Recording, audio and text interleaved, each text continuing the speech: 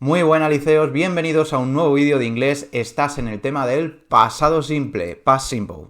En este tema te voy a enseñar las diferencias entre verbos regulares e irregulares en la estructura del past simple y vamos a hacer oraciones en afirmativa, negativa e interrogativa.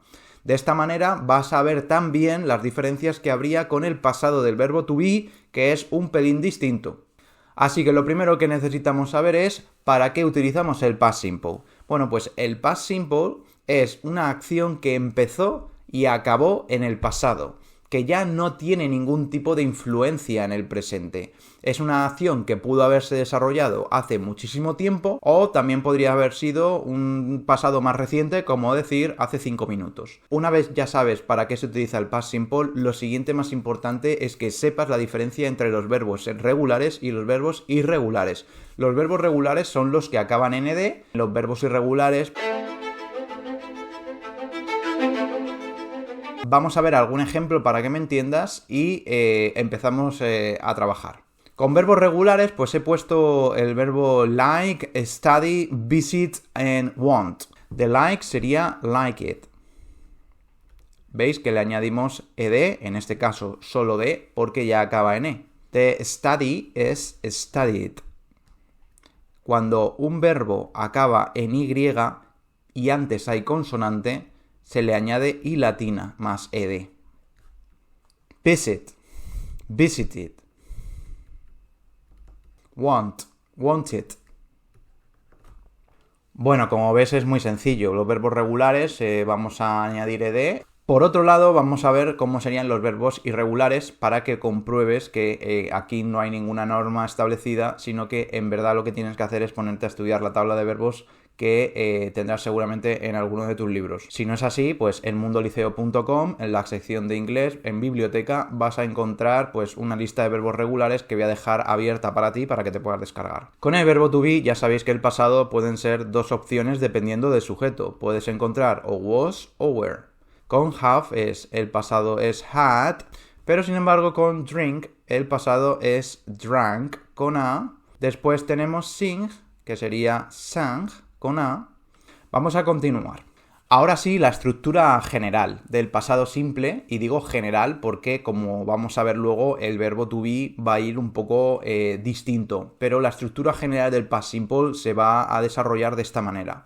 En la oración afirmativa necesitaremos un sujeto, un verbo, pero este verbo tiene que estar en pasado. El verbo en pasado es lo que hemos visto antes en las segundas columnas.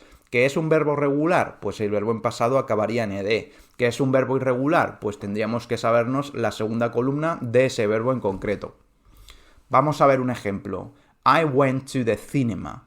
Went lo tengo marcado como el verbo en pasado. ¿De qué verbo estamos hablando? Del verbo go, que es ir. Pues si yo digo I went to the cinema, sería yo fui a el cine. Fijaos qué interesante ahora en negativa e interrogativa que, como veis, aquí en el verbo en negativa no pone este aviso de en pasado y en interrogativa tampoco aparece el aviso de que el verbo deba estar en pasado. ¿Eso por qué es? Eso es porque el auxiliar didn't en negativa y did para preguntar ya me está haciendo la función de pasado. Esto es suficiente. Si tú ya usas esto, yo ya entiendo que el verbo debe ir marcado en pasado, no que debas escribir el verbo en pasado. Así que ese es el momento en el que tú tienes que tener cuidado y dejar el verbo en primera columna en forma base, porque se va a entender ya que con didn't y con did el verbo va a traducirse en pasado. Mirad el ejemplo. He didn't do his homework. En vez de decir he didn't did, porque ya sabéis que el pasado de do, que es el verbo hacer, es did. En vez de decir he didn't did, dices he didn't do. ¿Cómo sería, por ejemplo, la negativa de la primera? I went to the cinema. Pues sería I didn't go. Con el auxiliar didn't, pues el verbo ya no hace la función de pasado por sí mismo, sino que el auxiliar ayuda a identificar que estás usando el pasado. Lo mismo ocurriría en las interrogativas, fíjate. Did they call yesterday? Como veis, la estructura de la interrogativa empieza por did, después vendría el sujeto y después el verbo, de nuevo, en forma base. Os he avisado antes de que con el verbo to be la cosa cambia un poquito. También os voy a enseñar los fallos típicos que tiene la gente y que no tenéis que cometer vosotros, por favor. La estructura del verbo to be en pasado sería, tú tienes que poner el sujeto, igual que antes. Lo que pasa es que ahora el verbo que va a ir en pasado, en este caso es el verbo to be en pasado. Ejemplo. I was at home. ¿Vale? Perfecto. Ya tenemos ahí una oración. I was at home es yo estaba en casa. ¿Veis? El verbo to be, pues con was. ¿Por qué con was? Porque was iría con I, he, she, it. ¿Vale? Si quisiera decir tú estabas en casa, pues habría puesto you were at home, ¿vale? O sea, es lo mismo, pero dependiendo del sujeto que utilice, uso was o uso were. Bien, ¿cómo sería en negativa? Pues en este caso vais a ver que el verbo to be no necesita auxiliares para negar, porque en sí mismo es su propio auxiliar. Vais a ver que lo único que tengo que usar es el verbo to be negado, ¿vale? Damos por hecho que entendemos que esto está en pasado, o sea, no lo he puesto, pero sabemos que me refiero al pasado del verbo to be en ambos casos. Aquí sí, como he dicho que él mismo es su propio auxiliar, no va a entrar un factor externo como dicen antes para ayudarme, sino que el propio verbo to be en pasado y negándose va a crear eso que vamos a hablar como el pasado del verbo to be en negativo, ¿vale? Fijaos. Pues negando las de arriba, podríamos hablar de I wasn't at home. No estaba en casa, o you weren't at home, ¿vale? Negaríamos el verbo to be y ya tendríamos la oración en negativa, ¿vale? En la forma interrogativa, lo único que tenemos que hacer, como hemos hecho siempre con el verbo to be, es poner primero el verbo to be para preguntar, después el sujeto, es decir, la estructura es exactamente la misma que en afirmativa, pero le damos la vuelta al to be al sujeto y ya lo tenemos, ¿vale? Y después iría la interrogación, ¿vale? O sea, obviamente las oraciones pues pueden ser más largas porque tengan más complementos, pero lo mínimo que necesitamos sería esto, fijaos.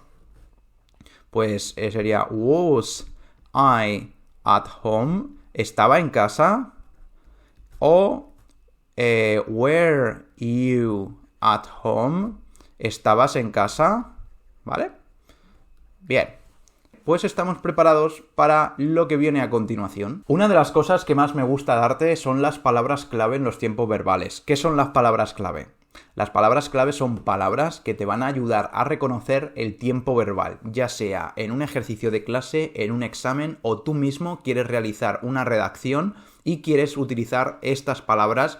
Y bien, en este caso, si quieres usarlas, vas a necesitar el past simple. Yesterday. Yesterday significa ayer.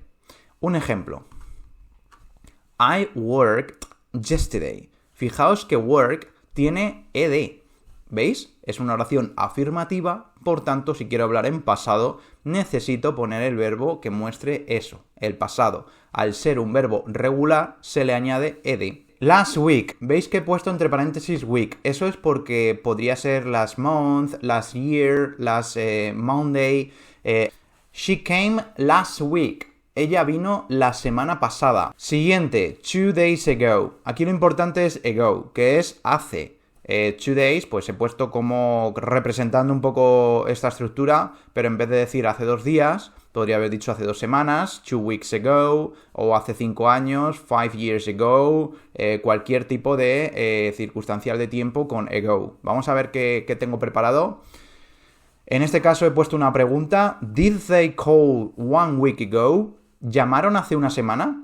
Con la siguiente palabra clave, de nuevo tenemos representando un año 2015 con in. Aquí lo importante es in y un año. Ese año es importante que sea siempre anterior al actual. We didn't see each other in 2020. Como veis, en este caso en 2020, porque el año 2020 ya sucedió, ya pasó y acabó, ¿vale? Y finalmente, when I got home, you had left.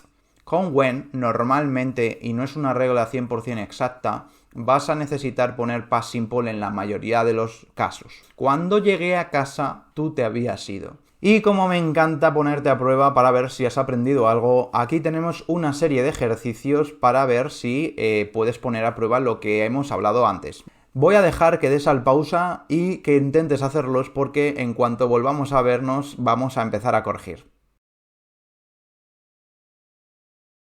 Ahora te toca a ti demostrar todo lo que has aprendido. Recuerda que en mundoliceo.com disponemos de un montón de recursos, resúmenes, apuntes, ejercicios extra sobre todos los temas que vas a trabajar en estos vídeos conmigo, ya sea de esta asignatura o de cualquier otra. Bueno, vamos a ver. La primera sería I bought some clothes yesterday. El pasado de buy es both y va en pasado porque es una oración afirmativa, ¿vale? Voy a ir poniendo aquí, si queréis, podéis poner aquí qué tipo de oraciones os van a pedir. La siguiente, como vemos, es negativa, así que en negativa le metemos el auxiliar negativo didn't y el verbo ya descansa, es decir, ya no muestra el pasado, va en forma base. Después tenemos una pregunta, did, como pregunta, auxiliar de pregunta y después el verbo en forma base porque ya dice que es pasado. La siguiente tenemos una oración en afirmativa, por lo cual el verbo va en pasado. Travel es un verbo regular, por lo que le añadimos ed y además en este caso tiene una norma que se duplica la L. En la siguiente tenemos una oración afirmativa, por lo cual el verbo llamar called en pasado, que es otro verbo regular. En la siguiente tenemos de nuevo una oración en afirmativa y el pasado de meet es met con una E. Así que we met in the city in 2018. La siguiente tenemos una oración negativa, por lo cual tenemos que usar el auxiliar didn't y el verbo en forma base porque didn't ya dice que es pasado. Y finalmente la trampilla, que espero que no hayas caído, tenemos una pregunta sí, pero el verbo que me piden analizar es el verbo to be, por lo que no necesitas el auxiliar did para preguntar, sino que el propio verbo to be en pasado hace de propio auxiliar. Así que sería was ma'am at work yesterday morning. Bien, una cosa que también me gusta mucho, que a lo mejor te has dado cuenta, es que en las oraciones han aparecido de vez en cuando palabras clave, ¿vale? Yo te recomiendo que lo hagas, que lo visualices, que los vayas subrayando, que seas consciente de que aparezcan esas palabras, ¿vale? Porque para ti va a ser muchísimo más fácil cuando empiecen las oraciones mezcladas con otros tiempos verbales, localizar el past simple si es que hay en la oración. Así que terminamos de poner las palabras clave. Y con esto pues ya quedaría la explicación del past simple completo. Espero, liceos, que hayas aprendido a utilizar el past simple y que te haya servido para dominar finalmente este tiempo verbal. Te recomiendo que si no lo has hecho te suscribas al canal y que actives la campanilla para que YouTube te envíe las notificaciones cada vez que envíe un nuevo tema para que te pongas a trabajar mejor en este tipo de ejercicios. Así que nada, liceos, nos vemos en el próximo vídeo.